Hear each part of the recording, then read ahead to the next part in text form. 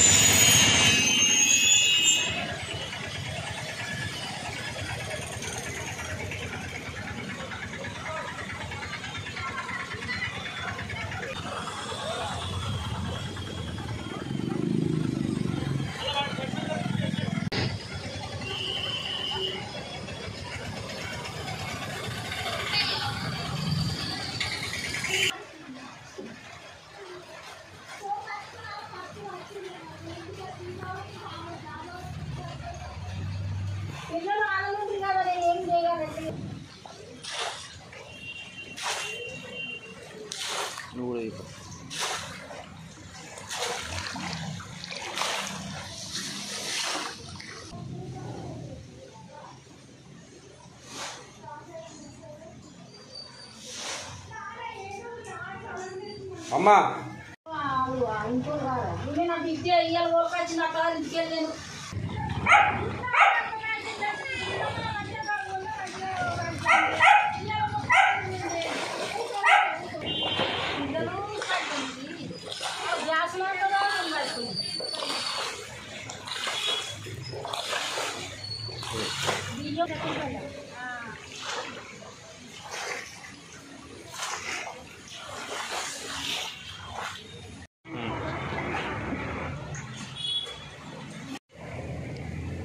ఈ నీళ్ళు రమ్మంటే పోతారు వీళ్ళు తీస్తున్నారు లోపల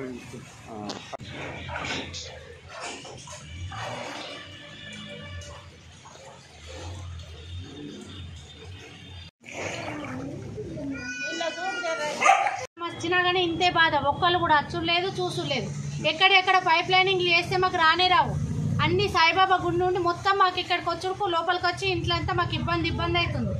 మొత్తం పడుకోవడానికి ఇబ్బంది, కింద సామాన్లన్నీ తడిచిపోయి చేసి మరి ఒక్కళ్ళు కూడా పట్టించుకొని ఓట్లు వేసుకుంటప్పుడైతే వేయించుకుంటారు. కానీ మరి ఏ ఏరియాలో ఎట్లున్నది, ఏమున్నాయి, మోర్లు వేపియాలి, ఇవి వేపియాలి, రోడ్లు వేపియాలని ఏం లేదు. అంటే ఇప్పుడు మీ ఇంట్లోకి ఏమేమి ఎంత పూర్తి అయిందమ్మా, ఎంత నష్టం ఏంది?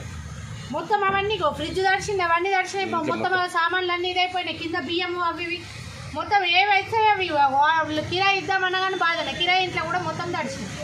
ఏం చేయమంటారు? మీరు ఏం కోరుకుంటారమ్మా? అవి ఎక్కడెక్కడ మాకు ఇటు నీళ్లు రాకుండా ఎక్కడెక్కడ పైప్ లైనింగ్ చేస్తే బాగుంటుంది.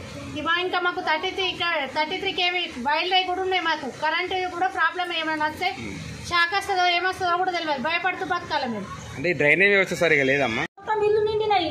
ఎట్లుండాలో మేము కథ ఇంట్లో మొత్తం నిండినాయి. నీళ్ళు ఎత్తుకోసం అవుతుంది. నీళ్ళ కూర్చుంటారు ఎవరాలు అన్ని మొత్తం అన్ని. అంటే ఏమైందమ్మా, ఎంతసేపు అవుతుంది మానవ బట్టి? మస్తు చేపే, గంటలు అవుతుంది. ఇట్లా నీ ఇల్లు నిండితే ఎట్లుంటుంది? నీళ్ళు వస్తే ఎట్లుంటారు? ఉండటం ఎట్లుంటారు? ఎట్లా ఆడవంటారు, ఆడుంటారు. అంటే ఇక్కడ మీకు డ్రైనేజ్ వ్యవస్థ లేదమ్మా సరిగా? మోళ్ళు గేటర్ బాగా లేకుండా ఏమో గేటాలు 2 గేట్కి